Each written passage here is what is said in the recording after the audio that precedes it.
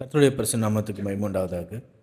நாம் இன்றைக்கு தேவனுடைய ராஜ்யம் என்பது சபை எனவும் இயேசு கிறிஸ்துவும் அவருடைய சீஷர்களும் தான் சபையாக இருந்தார்கள் என்பதை பற்றியும் நாம் இன்றைக்கு பார்க்க போகிறோம். தேவனுடைய ராஜ்யம் என்றால் என்ன? தேவனுடைய ராஜ்யம் என்பது சபை. முதலாவது பழைய ஏற்பாட்டில் தானியேலால் முன்னறிவிக்கப்பட்ட தேவனுடைய ராஜ்யமானது அதை தொடர்ந்து வருகிற நாட்களிலே யோவான் சொன்ன மூலமாக முதலாவது அந்த தேவனுடைய ராஜ்யமானது வெளிப்படுத்தப்படுகிறதா இருக்கிறது. அதற்கு முன்பாக தானியேல் புத்தகத்திலே அந்த ராஜாக்களின் நாட்களிலே பரலோகத்தின் தேவன் என்றென்றைக்கும் அழியாத ஒரு ராஜ்யத்தை எழும்ப பண்ணுவார். அந்த ராஜ்யம் வேறே ஜனத்துக்கு விடப்படுவதில்லை.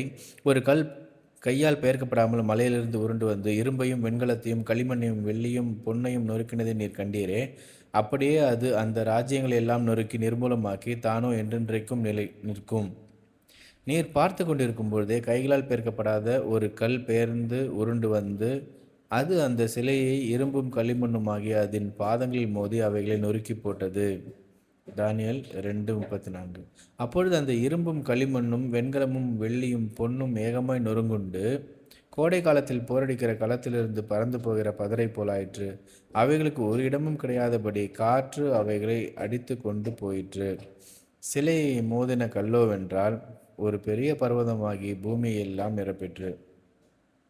இந்த வசனங்களில் தானியேல் புத்தகத்தில் நேபுகாத்நேச்சர் ஒரு சிலையை காண்கிறார். அந்த சிலை பார்த்திங்கன்னா தலை தங்கமாகவும், மார்பும் இடுப்பு வரை வெள்ளியாகவும், இடுப்பும் தொடை வரைக்கும் வெண்கலமாகவும், அதற்கு கீழே கால் பாதங்கள் எல்லாம் இரும்பாகவும், கால் பாதங்களில் பார்த்திங்கன்னா களிமண்ணும் இரும்பும் கலந்ததாகவும் பார்க்கிறார் இந்த சிலையை. இப்போது இந்த தலை பாபிலோன் ராஜ்யத்தை குறிக்கிறதா இருக்கிறது. கிபி 605 539 வரை பாபிலோன் சாம்ராஜ்யமானது இஸ்ரேல் தேசத்தை அடிமை கொண்டிருந்தது. அடுத்து பார்த்திங்கன்னா வெள்ளி பெர்சியா தேசம், பெர்சியா ராஜ்யம்ன்றது பார்த்திங்கன்னா 539 333 வரை பெர்சியா ராஜ்யம் ஆட்சி செய்தது. அடுத்து வெண்கலம் பார்த்திங்கன்னா கிரேக்க சாம்ராஜ்யம் கிமு 333 49 வரை இந்த கிரேக்க சாம்ராஜ்யம் அது ஆட்சி செய்தது. அதற்கு அடுத்து வந்தது ரோம சாம்ராஜ்யம். இது இரும்பின் ராஜ்யம். அது கிபி 49 கிபி 70 வரை பார்த்திங்கன்னா அந்த ராஜ்யங்கள் இருந்தது. ஆனால் அந்த கிபி 70 வரை அந்த ராஜ்யங்கள் இருந்தாலும் கூட அந்த ராஜ்யங்களிலே களிமண்ணும் சேர்ந்ததாக இருந்தது. எப்படின்னு பார்த்திங்கன்னா அந்த பாதங்களில் 10 விரல்கள் இருந்தது. 10 விரல்களில் 10 விரல்களை 10 ராஜாக்கள் என்று சொல்லப்படுகிறது. அந்த 10 ராஜாக்கள் இந்த பக்கம் பார்த்திங்கன்னா பாதி இரும்பும் பாதி களிமண்ணும் சொல்லும்பொழுது இரும்பு என்றால் ரோம சாம்ராஜ்யமாகவும் களிமண் என்றால் அது யூத சாம்ராஜ்யமாக இருந்தது. 10 யூத ராஜாக்களும் 10 ரோம ராஜாக்களும் சேர்ந்து ஆட்சி செய்த ஒரு காலமாக இருக்கிறது. அந்த காலகட்டத்திலே கைகளால் பெயர்க்கப்படாத கல்லாகிய கண்மலையாகிய கிறிஸ்துவானவர் வானத்திலிருந்து பூமிக்கு மனிதனாக பிறந்து வந்தார். தேவனுடைய ராஜ்யமானது அவரால் ஸ்தாபிக்கப்பட்டது. அந்த ராஜ்யமானது இந்த உலகம் முழுவதையும் நிரப்பினது. பொன் பாபிலோன், வெள்ளி மேதிய பெர்சிய ராஜ்யங்கள், வெண்கலம் கிரேக்க சாம்ராஜ்யம், இரும்பு ரோம் சாம்ராஜ்யம், பாதங்கள் 10 ரோம சாம்ராஜ்யங்கள், 10 ரோம ராஜாக்கள், 10 யூத ராஜாக்கள். அப்போது களிமண் யூத ராஜாக்கள், 10 களிமண் யூத ராஜாக்கள் யாருன்னு இங்கே பேர்கள் இருக்குது பாருங்கள். அடுத்து பார்த்திங்கன்னா 10 ரோம ராஜாக்கள் யாருன்னு இருக்கிறாங்க பாருங்கள். இந்த களிமண் ராஜாக்களில் பார்த்திங்கன்னா ஹிர்கேனஸ்ன்னு சொல்லிட்டு ஒரு ராஜா இருக்கிறார். அவர் ராஜான்னு சொன்னால் இந்த இரும்பால் அதிகாரம் பெற்று ஆட்சி செய்கிறவர்கள்னு சொல்லலாம். அதாவது இரும்பு சாம்ராஜ்யமாகிய ரோம சாம்ராஜ்யத்தினால் அதிகாரம் பெற்று ஆட்சி செய்கிற யூதர்கள். அப்புறம் அந்திகோனேஸ்ன்னு சொல்லிட்டு ஒருத்தர் இருக்கிறார். அவர் கிபி 40 37 வரைக்கும் ஆட்சி செஞ்சிருக்கார். அதுக்கடுத்து நமக்கு எல்லாருக்கும் தெரிஞ்ச மாதிரி ஏரோது ராஜா, அவர் கிமு 37லேருந்து கிபி 4 வரைக்கும் ஆட்சி செஞ்சிருக்கிறார். இவருடைய காலத்தில் இயேசு கிறிஸ்து பிறந்தார். ஏரோது அர்கலாயு அப்படின்னு சொல்லிட்டு ஒருத்தர் இருந்திருக்கார். அவர் கிமு 4லேருந்து கிபி 6 வரைக்கும் ஆட்சி செஞ்சிருக்கிறார். ஏரோது அந்திப்பான்னு சொல்லிட்டு ஒரு ராஜா இருந்திருக்கிறார். அவர் கிமு 4லேருந்து கிபி 39 வரைக்கும் ஆட்சி செஞ்சிருக்கார்.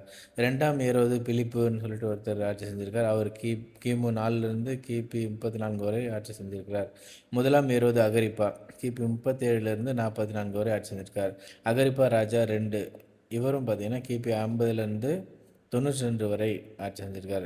யோகனான் பென் சக்காய் அப்படின்னு சொல்லிட்டு அவர் ஒரு ஆட்சியாளராக இருந்திருக்கார். அவர் பார்த்தீங்கன்னா யூதர்கள் ஆட்சி செஞ்சிருக்கார் கிபி 70லேருந்து 80 வரை. சைமன் பர்ஹபா அப்படின்னு சொல்லிட்டு கிபி 132லேருந்து 135 வரைக்கும் ஆட்சி செஞ்சிருக்கார். இவங்கெல்லாம் பார்த்தீங்கன்னா இந்த களிமண் ராஜாக்களாக இருக்கிறார்கள், அதாவது யூத ராஜாக்களாக இருக்கிறாங்க. இவங்களுக்கு அதிகாரம் கொடுத்தது யார் யாருன்னு பார்த்தீங்கன்னா அகஸ்தராயன் இவர்களுக்கு அதிகாரம் கொடுத்த ரோம ராஜாக்கள். அகஸ்தராயன் கிமு 27லேருந்து 14 வரை. திபேரியு ராயன் கிபி 14லேருந்து 37 வரை. கலிகுலா கிபி 37லேருந்து 41 வரை. கிளவுது ராயன் கிபி 41லேருந்து 54 வரை. நீரோ கிபி 54லேருந்து 68 வரை. அதுக்கப்புறம் பார்த்திங்கன்னா ஒரு 6 மாதம் 3 மாதம்னு சொல்லிட்டு ஒரு குறிப்பிட்ட குறைவான மாதங்களில் ஆட்சி செஞ்ச கொஞ்சம் பேர் இருக்காங்க. அவங்க கல்பா கிபி 68லேருந்து 69, ஓட்டோ கிபி 69லேருந்து 3 மாதங்கள், விட்டிலியஸ்ன்னு சொல்லிட்டு கிபி 69 இவங்கெல்லாம் ஆட்சி செஞ்சிருக்காரு. அதுக்கு அடுத்து வர்றாரு பாருங்கள் வெஸ்பாசியன். இவர் அதுக்கப்புறம் ஆட்சி செஞ்சவர் 69லேருந்து 79 வரைக்கும். இவருடைய காலகட்டத்துக்கு அப்புறமா தீத்துராயன் ஒருத்தர் வராரு. இந்த தீத்துராயன் தான் பார்த்தீங்கன்னா அந்த எருசலேம் முழுவதையும் அவர் சிறைப்பிடித்து அதை எருசலேம் தேவாலயத்தை எரித்து அழிக்கிறவராக இருக்கிறார். அப்போது இந்த குறிப்பிட்ட இந்த இடைப்பட்ட நாட்களில் தான் தேவனுடைய ராஜ்யமானது ஸ்தாபிக்கப்பட்டிருக்கிறது. ராத்தரசனங்களிலே நான் பார்த்து கொண்டிருக்கையில் இதோ மனுஷகுமாரனுடைய சாயலான ஒருவர் வானத்து மேகங்களுடனே வந்தார். அவர் நீண்ட ஆயுசுள்ள ஒரு இடம் மட்டும் வந்து அவர் சமீபத்தில் கொண்டு வரப்பட்டார். பாருங்கள், இதை எந்த ஆங்கிள்லேருந்து பார்க்குறாருன்னு பார்த்தீங்கன்னா பிதாவுடைய ஆங்கிள்லேருந்து தானியல் பார்க்குறார். ராத்தரசனங்களே நான் பார்த்து கொண்டிருக்கையில் இதோ மனுஷகுமாரனுடைய சாயலான ஒருவர் வானத்து மேகங்களுடனே வந்தார். எங்கே இருந்து வந்தார்? பூமியிலிருந்து மேலே வந்தார். அவர் நீண்ட ஆயுசுள்ளரிடம் மட்டும் பிதாவுடைய சமூகத்தில் மட்டும் வந்து அவர் சமீபத்தில் கொண்டு வரப்பட்டார். பிதாவுடைய மடியிலே கொண்டு போய் விடப்பட்டார்னு சொல்லப்படுது. தானியல் 7:13. சகல ஜனங்களும் இது எப்போ நடந்ததுன்னு பார்த்தீங்கன்னா இயேசு கிறிஸ்து மரித்து அடக்கம் பண்ணப்பட்டு உயிர் தெழுந்து 3ஆம் நாள் உயிர் தெழுந்து 44 வரை காட்சி கொடுத்துவிட்டு தேவனுடைய ராஜ்யத்தை குறித்து பேசி எல்லாவற்றையும் திருசாந்தமாக விளங்க பண்ண பிற்பாடு வாரத்திலிருந்து உங்களுக்கு பலன் வரும் வரை எருசலேமில் காத்திருங்கள் என்று தன்னுடைய சுவிசேஷத்தில் கட்டளையிட்ட பிற்பாடு அவர் ராத்தரசனங்களிலே மனுஷகுமாரனுக்கு ஒப்பான சாயலாக அவர் வானத்துக்கு ஏறி தேவனுடைய வலது பாரத்தில் உட்கார்ந்தார் என்று சொல்லப்பட்டிருக்கிறது. இப்போது சகல ஜனங்களும் ஜாதியாரும் பாஷைக்காரரும் அவரையே சேவிக்கும்படி அவருக்கு கர்த்தத்துவமும் மகிமையும் ராஜரிகமும் கொடுக்கப்பட்டது. அவருடைய கர்த்தத்துவம் நீங்காத நித்திய கர்த்தத்துவமும் அவருடைய ராஜ்யம் அழியாததுமாக இருக்கும். பாருங்கள், இயேசு கிறிஸ்துவனுடைய ராஜ்யம் நித்திய ராஜ்யமாகவும் அவருடைய ராஜ்யம் அழியாததுமாக இருக்கும். அவருடைய கர்த்தத்துவம் நீங்காத நித்திய கர்த்தத்துவம். பாருங்கள், இந்த ராஜ்யம் ஆனது எந்த ராஜ்யத்துக்கும் கைவிடப்படாத ஒரு ராஜ்யமாக இருக்கிறது. ஆனாலும் உன்னதமானுடைய பரிசுத்தவான்கள் ராஜரிகத்தை பெற்று என்றைக்கும் உள்ள சதா காலங்களும் ராஜ்யத்தை சுதந்திரித்துக் கொள்வார்கள் என்றார். பாருங்கள், இந்த தேவனுடைய ராஜ்யத்தை யார் பெற்றுக்கொள்கிறார்கள் பார்த்தா பரிசுத்தவான், உன்னதமானுடைய பரிசுத்தவான்கள், அவருடைய சீஷர்கள், அவருடைய சித்தத்தின்படி செய்கிறவர்கள் உன்னதமானுடைய பரிசுத்தவான்கள் என்று அழைக்கப்படுகிறார்கள். அவர்கள் இந்த ராஜரிகத்தை பெற்றுக்கொள்கிறார்கள். என்றென்றைக்கும் உள்ள சதா காலங்களும் ராஜ்யத்தை சுதந்திரித்துக் கொள்வார்கள். நீண்ட ஆயுசுள்ள ஒரு மட்டாகவும் நியாய விசாரிப்பு உன்னதமானவருடைய பரிசுத்தவான்களுக்கு கொடுக்கப்பட்டு பரிசுத்தவான்கள் ராஜ்யத்தை சுதந்திரித்து கொள்ளும் காலம் வரும் மட்டும். பாருங்கள், இந்த கொம்பு பரிசுத்தவான்களோட யுத்தம் பண்ணி அவர்களை மேற்கொண்டது என்று கண்டேன். இங்கே பார்த்தீங்கன்னா இப்போ தான் தேவனுடைய ராஜ்யமானது எப்பொழுதுமே அழியாது நம்ம பார்த்தோம். ஆனால் இங்கே பார்த்தீங்கன்னா அந்த கொம்பு பரிசுத்தவான்களுடைய யுத்தம் பண்ணி அவர்களை மேற்கொண்டது என்று பார்க்கணும். அப்போ மேற்கொண்டது என்றால் அவர் தேவனுடைய ராஜ்யம் அழிஞ்சிருச்சா அப்படின்னு கேட்டால் இல்லை. பார்த்தீங்கன்னா மாம்சீக பிரகாரமாக இயேசு கிறிஸ்துவை யார் மேற்கொண்டுட்டான்னு பார்த்தீங்கன்னா யூதர்களோ ரோமர்களோ மேற்கொண்டுட்டாங்க. ஏன்னா அவரை சிலுவையில் அரைச்சிட்டாங்க. அவரால் என்ன பண்ண முடியல? அத தடுக்க முடியலன்றது மாரி நமக்கு தோணும். ஆனா உண்மை நம்ம என்னன்னு பார்த்தீங்கன்னா, அவர் ஆவிக்குரிய ரீதியிலே எல்லா வெற்றியும் அடைந்து உன்னதங்களிலே இருக்கிறார். அத அறியாம அவங்க செஞ்சது போல, அவருடைய சீஷர்களுக்கும் அதே காரியத்த செஞ்சாங்க. பாருங்க. அந்த பரிசுத்தவான்கள் யாருன்னு பார்த்தா, தேவனுடைய சீஷர்கள், இயேசு கிறிஸ்துவுடைய சீஷர்கள். அப்போ அந்த சீஷர்களோட யுத்தம் பண்ணி அவர்களை மேற்கொண்டதுன்னு பார்த்தீங்கன்னா, இந்த ஏரோதும் அ அதாவது யூத ராஜாக்களும், இந்த களிமண்ணும், இந்த இரும்பு ராஜாக்களும் சேர்ந்து இந்த சீஷர்கள துன்பப்படுத்தி அவர்களை கொலை செஞ்சாங்க.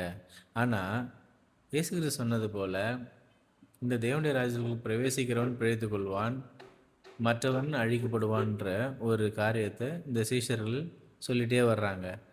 நீங்க யாருக்கு மன்னிக்கிறீங்களோ அவங்களுக்கு மன்னிக்கப்படும். நீங்க யாருக்கு பூமியில மன்னியாதிருக்கிறீர்களோ அவர்களுக்கு பரலோகத்திலும் என்ன பண்ணப்படாமல் இருக்கும், மன்னிக்கப்படாமல் இருக்கும்னு சொல்லிட்டு, சீஷர்களுக்கு தேவன் தம்முடைய அதிகாரத்தை கொடுத்திருக்கிறார். அதன்படி அவர்கள் உன்னதமானுடைய பரிசுத்தவான்களுக்கு நியாய விசாரிப்பு கொடுக்கப்பட்டது என்று எழுதியிருக்கிறார்கள் பாருங்க. அப்போ அவர்கள் தேவனுடைய ராஜ்யத்தை சுதந்திரித்துக் கொள்ளும் காலம் வருமட்டாகவும் இந்த அந்த கொம்பு பரிசுத்தவான்களோடு யுத்தம் பண்ணி அவர்களை மேற்கொண்டது என்று பார்க்கிறோம். வானத்தின் கீழெங்குமுள்ள ராஜ்யங்களின் ராஜரிகமும் ஆளுகையும் மகத்துவமும் உன்னதமானவருடைய பரிசுத்தவான்களாகிய ஜனங்களுக்கு கொடுக்கப்படும். அவருடைய ராஜ்யம் நித்திய ராஜ்யம், சகல கர்த்தத்துவங்களும் அவரை சேவித்து அவருக்கு கீழ்ப்பட்டிருக்கும். தானியேல் 2:27. வானத்தின் கீழ் எங்கும் உள்ள ராஜ்யங்களின் ராஜரிகமும் பாருங்க. அப்போ ஏசியா மைனர்ன்னு சொல்லப்படுறது வந்து ஆப்பிரிக்கா, ஐரோப்பாவுடைய ஐரோப்பா கண்டங்கள், ஐரோப்பா தேசங்கள், அப்புறம் இப்படிப்பட்ட இடங்கள் மட்டும்தான் மொத்த உலகமாகவே இருந்துச்சு.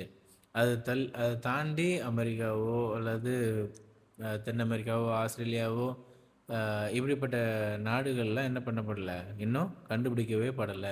மக்கள் தொகையானது அவ்வளோதான் பரவி இருந்துச்சு. அதனால் அதுதான் உலகம்னு சொல்லியிருக்கிறாரு. அப்போ அந்த உலகம் முழுவதும் இருந்த எல்லா ராஜ்யங்கள் ராஜரிகமும் ஆளுகையும் மகத்துவமும் உன்னதமானுடைய பரிசுத்தவான்களாகிய ஜனங்களுக்கு கொடுக்கப்படும்னு எழுதியிருக்காரு. அப்போது இந்த உலகத்தில் உள்ள எல்லா ராஜ்யமும் தேவனுடைய ராஜ்யமாக கர்த்தராகிய இயேசு கிறிஸ்துவின் நாமத்தினால் நடத்தப்படுகிற ஒரு ராஜ்யமாக மாறும்னு சொல்லிட்டு தீர்க்கதரிசனமாக சொல்லியிருக்கிறாரு. காலம் நிறைவேறிற்று, தேவனுடைய ராஜ்யம் சமீபமாயிற்று, மனம் திரும்பி சுவிசேஷத்தை விசுவாசியுங்கள் என்றார். இது வந்து இந்த தானியேல் புத்தகத்தில் சொல்லப்பட்ட எல்லா விஷயங்களும் சொன்ன பிற்பாடு சுமார் 400 வருடங்கள் வரை அது அமைதியாக இருந்தது. ஏன்னா தானியேலே நீ போகலாம், இந்த தரிசனம் நிறைவேற இது முத்திரிக்கப்பட்டிருக்கும், இது நிறைவேற நாள் செல்லும் சொல்லுது. அப்போ 490 வருடங்கள் கழித்து சரியான காலம் நிறைவேறின பொழுது தேவனுடைய ராஜ்யம் சமீபமாயிற்று, மனம் திரும்பி சுவிசேஷத்தை விசுவாசியுங்கள் என்றார். பாருங்க.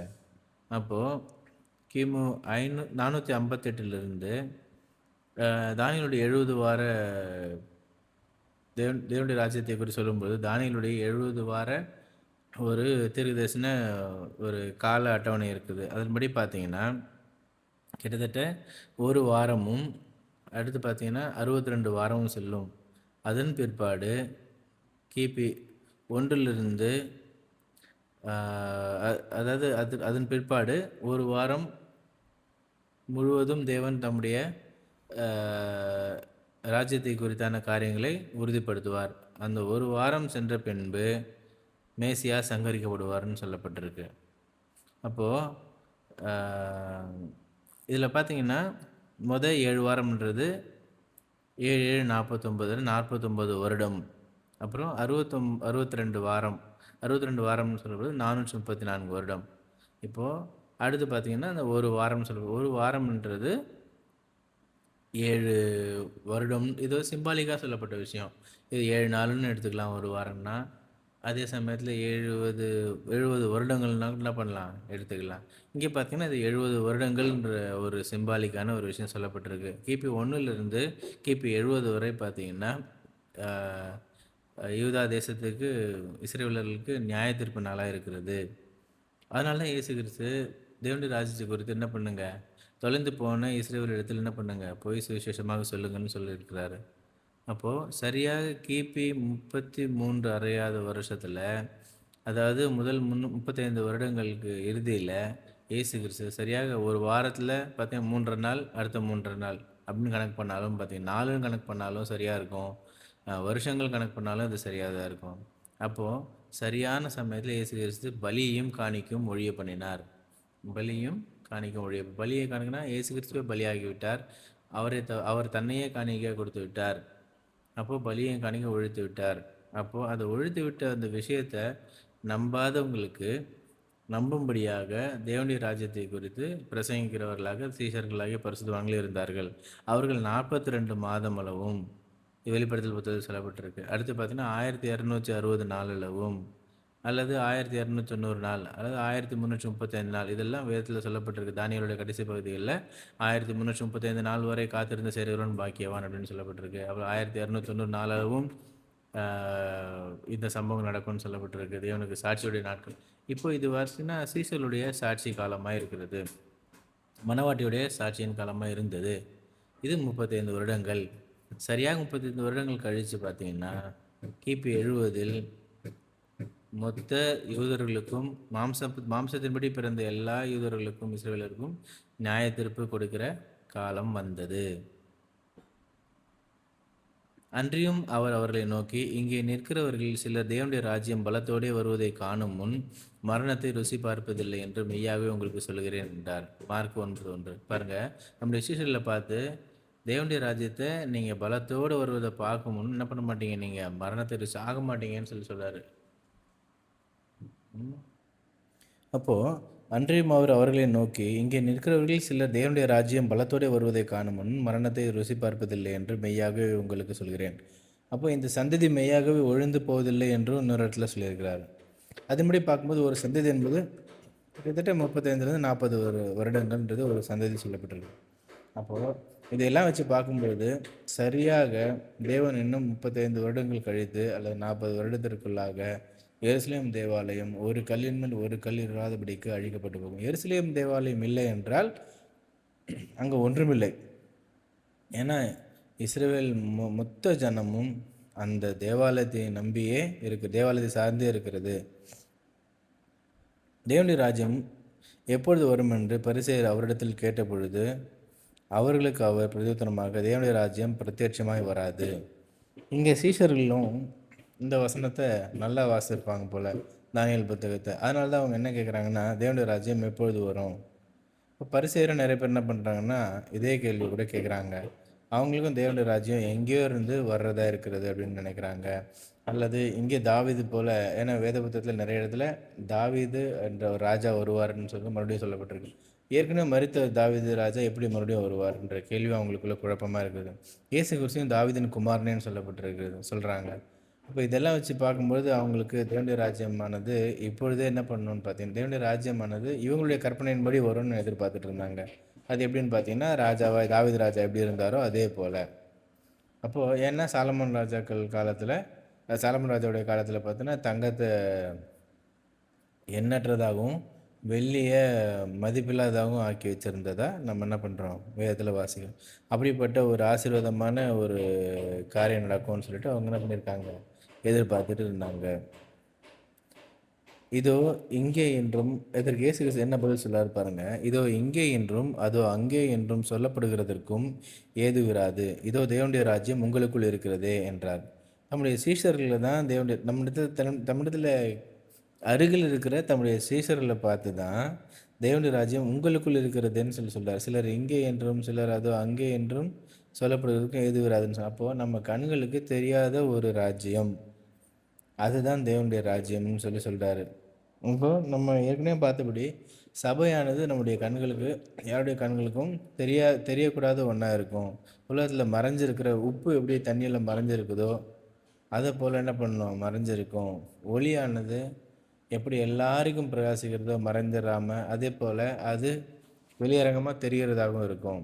அப்போது இப்படிப்பட்ட ஒரு அருமையான தேவனுடைய ராஜ்யத்தை குறித்து இயேசு கிறிஸ்து நமக்கு சொல்கிறார். தேவனுடைய ராஜ்யம் வர காத்திருந்தவர்கள் அரிமத்தியா ஊரானாகி யோசேப்பு, இஸ்ரவேலின் ஆறுதல் வர காத்திருந்தவனாகிய சிமியோன், அரிமத்தியா ஊரான யோசேப்பு, இவங்கெல்லாம் பார்த்தீங்கன்னா தேவனுடைய ராஜ்யத்தை குறித்து ஏற்கனவே நன்கு அறிந்தவர்களாக இருந்திருக்கிறார்கள். கனம் பொருந்திய ஆலோசனைக்காரனும் அரிமத்தியா ஊரானும் தேவனுடைய ராஜ்யம் வர காத்திருந்தவனுமாகிய யோசேப்பு என்பவன் வந்து யாரெல்லாம் வசனத்தை தானியேல் புத்தகத்தை வேதத்தை நேசித்து வாசித்து இந்த நாட்களை சரியாக அறிந்து கொண்டு இந்த நாட்களில் தான் தேவனுடைய ராஜ்யம் வரும்னு தெரிஞ்சுக்கிட்டு அதற்காக காத்திருந்தாங்களோ அவங்கெல்லாம் பார்த்தீங்கன்னா அந்த தேவனுடைய ராஜ்யத்தை அவங்க அடைஞ்சிட்டவங்களா இருக்கிறாங்க. உங்க யோசேப்பு என்பவன் வந்து பிலாத்தினிடத்தில் துணிந்து போய் இயேசுவின் சரீரத்தை கேட்டான். Mark 15:35 43 sorry 14:43. அப்பொழுது சிமியோன் என்னும் பேர் கொண்ட ஒரு மனுஷன் எருசலேமில் இருந்தான். அவன் நீதியும் தேவபக்தியும் உள்ளவனாயும் இஸ்ரவேலின் ஆறுதல் வர காத்திருக்கிறவனாயும் இருந்தான். அவன் மேல் பரிசுத்த ஆவி இருந்தார். பாருங்க, பரிசுத்த ஆவியினர் எங்கே இருக்கிறாரோ அங்கே வேதத்தை அறிகிற அறிவு அவங்களுக்கு இருந்துச்சு. அப்போ இஸ்ரவேலின் ஆறுதல் வர காத்திருந்தார். அப்போது இஸ்ரவேலுக்கு ஒரு ஆறுதல் காலம் வருகிறது, அதுதான் தேவனுடைய ராஜ்யத்தின் காலம் என்று அவன் அறிந்திருந்தான். அவர் பெரியவராய் இருப்பார், உன்னதமானவருடைய குமாரன் எனப்படுவார். கர்த்தராகிய தேவன் அவருடைய பிதாவாகி தாவீதின் சிங்காசனத்தை அவருக்கு கொடுப்பார். அவர் யாக்கோபின் குடும்பத்தார் என்றென்றைக்கும் அரசாளுவார், அவருடைய ராஜ்யத்துக்கு முடிவராது என்றார். இப்போ இயேசு கிறிஸ்து மரித்த அடக்கம் உயிர்த்தெழுந்து அவர் பரத்துக்கு ஏறி போன பின்பு இங்கே யார் ஆட்சி செய்கிறார்ன்ற ஒரு எண்ணம் நமக்கு வருதில்லை கேள்வி. ஏன்னா இங்கே பார்த்தீங்கன்னா அவர் யாக்கோபின் குடும்பத்தார் என்றென்றைக்கும் அரசாளுவார்னு சொல்லப்பட்டிருந்தபடி அவருடைய ராஜ்யமாகிய சபையானது இன்று முடிவில்லாமல் நம்மை ஆட்சி செய்கிற ஒன்றாக இருக்கிறது. இயேசுவை நோக்கி, ஆண்டவரே, நீர் உம்முடைய ராஜ்யத்தில் வரும்போது அடியேனை நினைத்துள்ளும். இங்கே ஆச்சரியப்படத்தக்க ஒரு விஷயம் என்னன்னு பார்த்தீங்கன்னா, அவர்களோடு சிலுவையில் அறையப்பட்ட கள்ளர்களில் ஒருத்தனுக்கு கூட தேவனுடைய ராஜ்யம் என்றால் என்னென்னு தெரிஞ்சிருக்கிறான். அதனால தான் நீ அவனும் தேவனுடைய ராஜ்யத்துக்கு தூரமானவன் இல்லை, நீ இன்றைக்கு என்னுடைய கூட பரதேசில் இருப்பான்னு சொல்லிட்டு ஒரு பாக்கியத்தை தேவன் அவனுக்கு கொடுத்துருக்கிறார். அப்போ தேவனுடைய ராஜ்யம் வர அவனும் காத்திருந்த ஒருவனாக இருந்திருக்கிறான். அப்பொழுது கூடி வந்திருந்தவர்கள் அவரை நோக்கி, ஆண்டவரே, இக்காலத்தில் ராஜ்யத்தை இஸ்ரவேலுக்கு திரும்ப கொடுப்பீர் என்று கேட்டார்கள். அவர் கூடி வந்தவர்கள் யாருமே உயிர்த்தெழுந்த பின்பு அப்போஸ்தலர் 1:6 அவர் பரலோகத்துக்கு எடுத்துக்கொள்ளப்படுவதற்கு முன்பாக அவர் அவங்களோட சேர்ந்து நடந்து வரும்போது அவங்ககிட்ட கேட்குறாங்க, ஏசப்பாட்ட கேட்குறாங்க, இக்காலத்தில் இஸ்ரவேலுக்கு ராஜ்யத்தை திரும்ப கொடுப்பீர்னா இப்போது அவங்க எதிர்பார்த்துருக்க ராஜ்யம் என்னன்னு பார்த்தீங்கன்னா, இப்பொழுதே ரோமர்கள் என்ன பண்ணுவாங்க, அழிஞ்சு போயிடுவாங்க. ரோமர்களை மேற்கொண்டு யூத சாம்ராஜ்யமானது உலகமெங்கும் உலகமுள்ள எல்லா ராஜ்யங்களும் கைப்பற்றி உலகத்தையே ஆட்சி செய்யும். அதாவது ரோமர்கள் எப்படி இன்று உலகத்தை ஆட்சி செய்து கொண்டிருக்கிறார்களோ அவர்களை அழித்து விட்டு இந்த யூதர்கள் ஆட்சி செய்வார்கள் என்று அவர்கள் எண்ணிக்கொண்டிருந்தார்கள். ஏன்னா எழுந்து போன அந்த ராஜ்யத்தை எப்படி திரும்ப கொடுப்பார் என்று எதிர்பார்த்துருந்தாங்க. ஆனால் இயேசு கிறிஸ்து பரலோகத்தில் உள்ள வாழ்க்கை முறையை தேவனுடைய ராஜ்யமாகிய தம்முடைய சீசர்களுக்கு சபையின் மூலமாக வெளிப்படுத்துவதற்காக இந்த இடத்துல கூட்டிகிட்டு வந்திருக்கிறாரு. அப்போ உறுதிப்படுத்தப்பட்ட தேவனுடைய ராஜ்யம். யோவான் தேவனுடைய ராஜ்யத்தை பிரசங்கித்தார். இப்போது இந்த தேவனுடைய ராஜ்யத்தை குறித்து தான் இவங்கெல்லாம் பேசினாங்கன்ற ஒரு விஷயத்தை பார்க்கும்பொழுது தேவனுடைய ராஜ்யமானது சபை என்பது எந்த அளவுக்கு உறுதியாக இருக்குது பாருங்கள். யோவான் தேவனுடைய ராஜ்யத்தை குறித்து பிரசங்கித்தார். அந்நாட்டில் யோவான் ஸ்நானன் யூதேயாவின் வனாந்திரத்தில் வந்து மனந்திரும்புங்கள் பரலோக ராஜ்யம் சமீபத்திருக்கிறது என்று பிரசங்கம் பண்ணார். அப்போது இவர் தான் முதல் மனந்திரும்புங்கள் பரலோக ராஜ்யம் சமீபத்திருக்கிறது என்ன பண்ண மெசேஜ் கொடுக்குறாரு. அப்போது தேவனுடைய ராஜ்யத்தை குறித்து அவங்க முழுக்க அவர் சொன்ன எல்லா காரியமும் தேவனுடைய ராஜ்யத்தை குறித்து தான் சொல்லியிருக்குது. இயேசு கிறிஸ்து தேவனுடைய ராஜ்யத்தை பிரசங்கித்தார். பாருங்கள், இயேசு கிறிஸ்து யோவான் காவலில் வைக்கப்பட்ட பின்பு இயேசு வெள்ளையாவிலே வந்து தேவனுடைய ராஜ்யத்தின் சுவிசேஷத்தை பிரசங்கித்தார். மார்க்கு 1:14.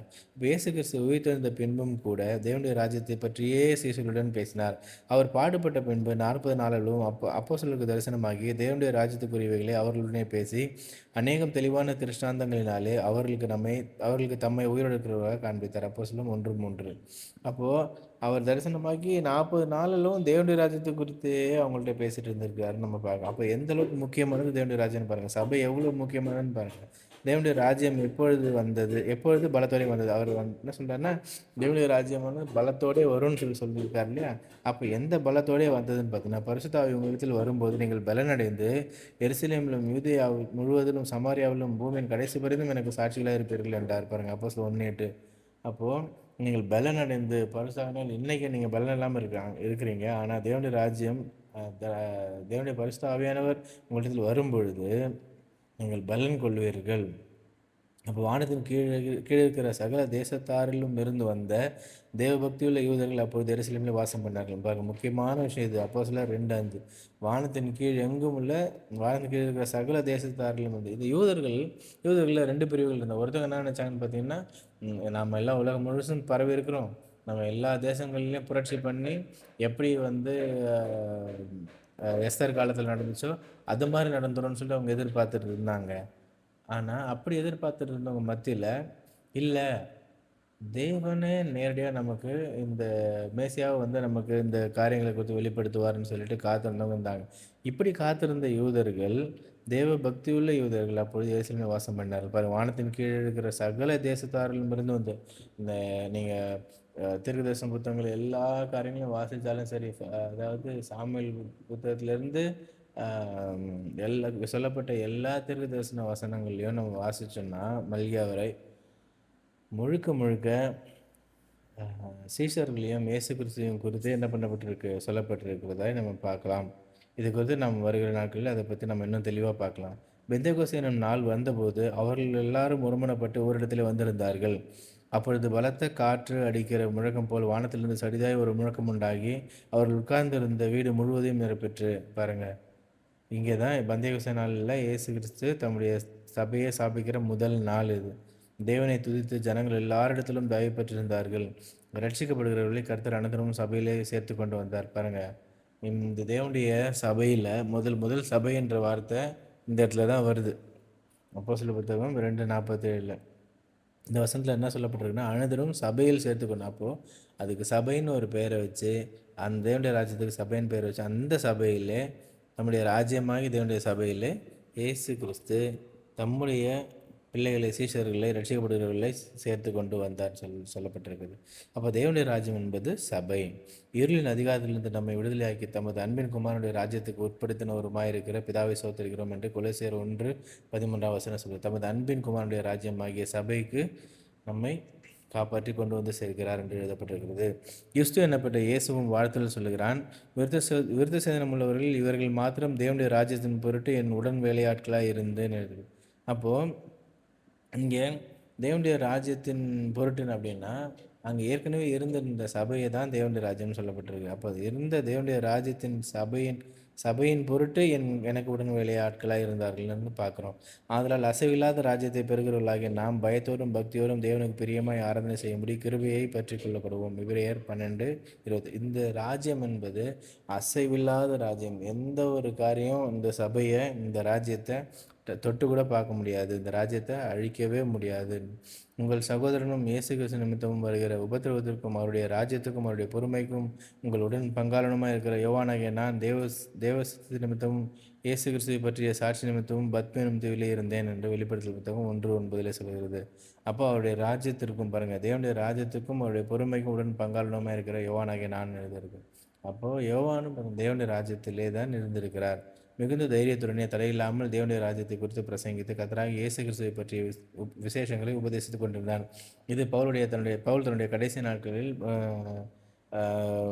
அவர் இருக்கும் பொழுது தன் வாடகைக்கு வாங்கியிருந்த வீட்டிலே உட்கார்ந்துட்டு அவர் தேவனுடைய ராஜ்யத்தை குறித்து என்ன பண்ணார், தடையில்லாமல் தைரியத்துடன் என்ன தேவனுடைய ராஜ்யத்தை குறித்து பிரசங்கித்து கொண்டு வந்தார்னு எழுதியிருக்கிறார். அப்போ தேவனுடைய ராஜ்யம் என்பது தேவனுடைய வீடு, சபை தேவனுடைய வீடு. பாருங்கள், நாமெல்லாம் தேவனுடைய வீட்டில் இருக்கிறவங்க. தாமதிப்பேன் ஆகி தேவனுடைய வீட்டில் நடக்க வேண்டிய வகையை நீ அறியும்படி இவைகளை உனக்கு எழுதுகிறேன். அந்த வீடு ஜீவனுள்ள தேவனுடைய சபையாய் சத்தியத்துக்கு தூணும் ஆதாரமாக இருக்குது. 1 தீமோத்தேயு 3:15. பாருங்கள், அந்த வீடு தேவனுடைய சபை. அந்த வீடு தான் என்னது? தேவனுடைய சபை என்பது தேவனுடைய வீடு. பெத்தேல் தேவனுடைய வீடு. பெத் என்றால் வீடு, ஏல் என்றால் தேவன். இப்போ தேவனுடைய வீடு.